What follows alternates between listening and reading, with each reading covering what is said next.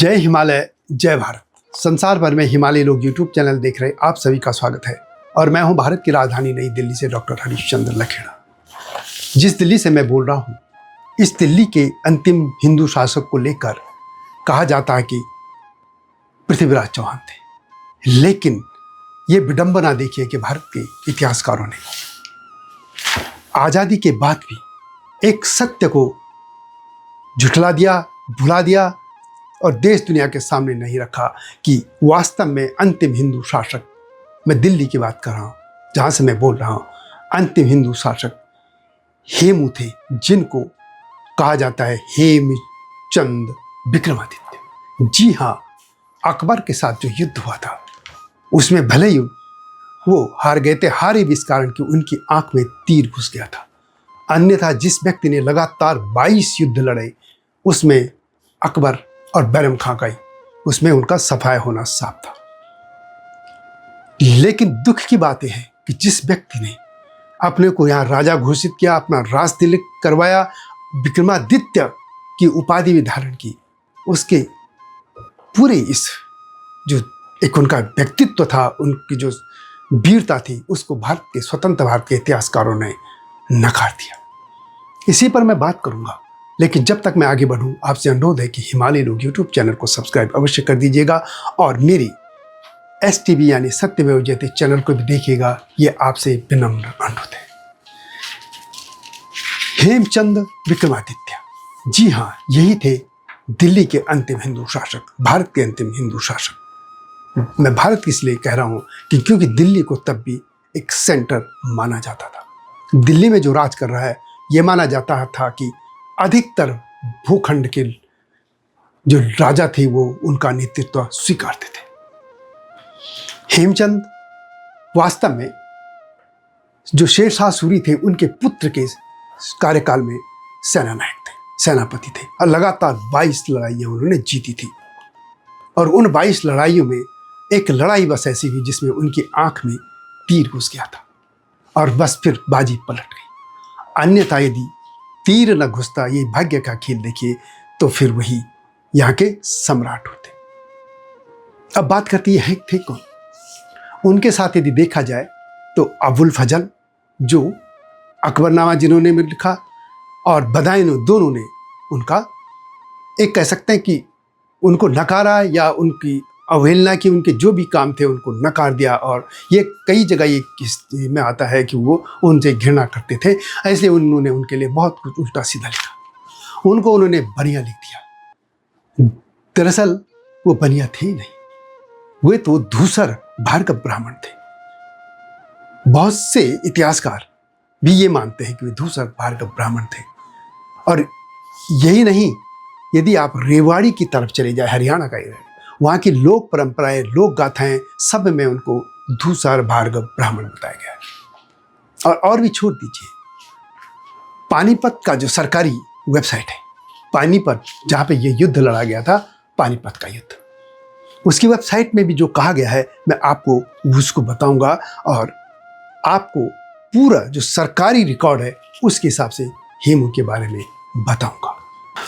पानीपत जो एक जिला है हरियाणा का, वहां पर जो पानीपत में युद्ध लड़ा गया था अकबर और हेमू की सेना में, उसको भी इस वेबसाइट में उल्लेख है। पानीपत की जो सरकारी वेबसाइट है उसमें हेमू के लेकर जो कहा गया, मैं उसको आप शब्द शब्द बता रहा हूं। उसमें यह कहा गया कि हेमू का जन्म, उसमें हेमचंद विक्रमादित्य भी कहा गया है, सम्राट हेमचंद विक्रमादित्य। उनका जन्म 1501 में राजस्थान, जो आज का राजस्थान है, उसके अलवर से 3 मील दूर माछेरी गांव में हुआ था। और वो धूसर ब्राह्मण परिवार में उनका जन्म हुआ था। उनके पिता का नाम पूरनदास था, जो कि पुरोहित थे, धार्मिक व्यक्ति थे, और उन्होंने संन्यास ले लिया था और वे बल्लभ संप्रदाय के हरिवंश जो संत थे उनके साथ चले गए थे। इसके बाद हेमू का जो परिवार था, जो धूसर ब्राह्मण का परिवार था, वो रेवाड़ी की तरफ आ गया था। धूसर ब्राह्मणों के इलाके में वो रोटी की तलाश में वहां गया था। फिर हेमू बचपन से ही योद्धा जैसे उनमें गुण थे।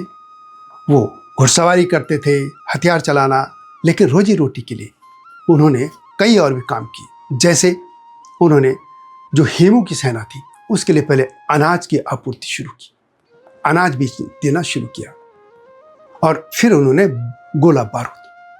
अब इसी में जब वो अनाज देते थे, सप्लाई करते थे, तो अबुल फजल और बदायूं ने उन्हें किस तरीके से लिखा कि वो बनिया नमक बेचता था। किस तरीके से उनकी भावनाएं थी, इनकी हिस्ट्री को आप कहते हैं कि इनकी हिस्ट्री निष्पक्ष कैसे आप कह सकते हैं।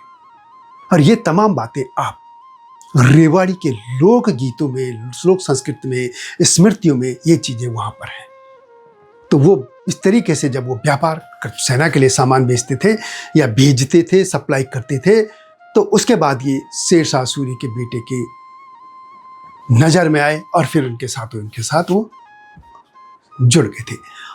फिर उन्होंने उनके साथ धीरे धीरे उनके शासन में आगे बढ़ते बढ़ते वो सेनापति बन गए थे। सेनापति बनने के बाद उन्होंने मुगलों के साथ या और भी जो राजा रजवाड़े भारत में बहुत थे, जो युद्ध होते रहते थे, उन्हें 22 लड़ाइयां जीती थी।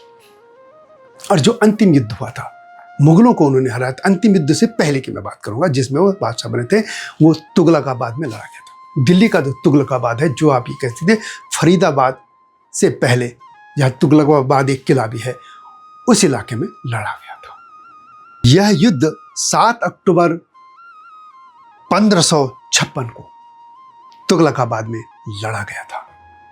और इसके बाद उन्होंने जब मुगलों को हरा दिया तो फिर वो दिल्ली में आए, दिल्ली तक पे उन्होंने कब्जा किया और अपने को विक्रमादित्य की उपाधि दिलवाई, यानी धारण की, और हेमचंद विक्रमादित्य के नाम से उन्होंने शासन किया था। और उन्होंने तुरंत गौ हत्या पर पाबंदी भी लगा दी गई थी। लेकिन बहुत दिन उनका ये शासन चल नहीं पाया। उनका ठीक फिर 5 नवंबर 1556 को जो पानीपत का युद्ध हुआ था, उसमें उनकी आंख में एक तीर चले गया और उससे वह घायल हुए। अब बाद में फिर बैरम खान ने उनका सिर काट दिया था। इस तरह हेमचंद विक्रमादित्य जो सम्राट थे दिल्ली के, अंतिम उनका अंत हो गया। लेकिन ये तो है कि इस कालखंड को आप कैसे इग्नोर कर सकते हैं। भारत में चाहे यदि आप प्रधानमंत्री की बात करें, जितने दिन के भी कोई प्रधानमंत्री बनते हैं या कार्य करें, जैसे गुलजारी लाल नंदा, उनका भी नाम तो आता है, या चाहे सम्राट जो भी बने, राजा बने, उनका नाम भी तो आता रहा है। तो आखिर इनको कैसे इग्नोर कर सकते हैं।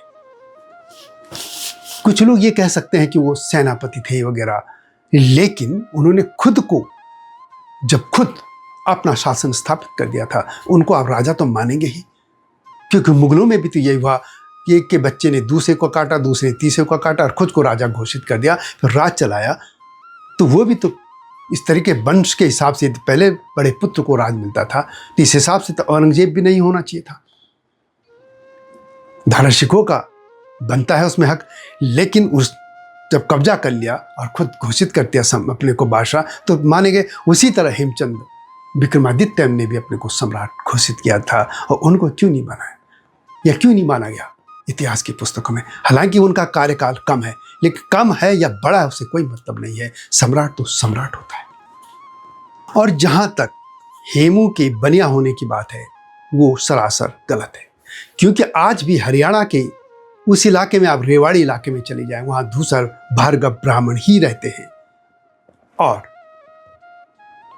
K.R. कानूनगो और सतीश चंद्र जैसे इतिहासकारों ने भी उनको ब्राह्मण मूल का माना है।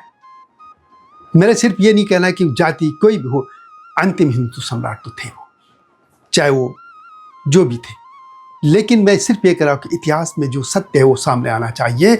और इतिहास में मैंने 2-3 बातें कह दी। एक तो इतिहासकारों के नाम भी बताए, लेकिन पानीपत जो कि हरियाणा स्टेट का एक जिला है, शहर भी है, उसकी जो वेबसाइट है, सरकारी वेबसाइट, उसमें उनको धूसर ब्राह्मण और अंतिम हिंदू सम्राट कहा गया है।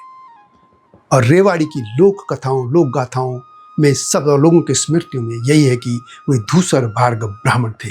और उनके साथ चाहे अबुल फजल हो, चाहे बदायूं हो, चाहे स्वतंत्र भारत के इतिहासकार, सबने अन्याय किया है। और ये अन्याय दूर होना चाहिए। हेमचंद विक्रमादित्य यही हैं दिल्ली या भारत के अंतिम हिंदू सम्राट। वीडियो कैसी लगी कमेंट में से लिखें। जल्दी आऊँगा इस तरह की स्टोरीज के साथ। तब तक जय हिमालय, जय भारत। हिमालय पे पेड़ हो तो गीत गाएंगी नदियाँ, गीत गाएंगी नदियाँ। पेड़ों पे चिड़िया है तो गीत गाएंगी नदियाँ, पेड़ों पे चिड़िया है तो गीत गाएंगी नदियाँ। माँ की लोरी जैसे होते हैं नदियों के गीत,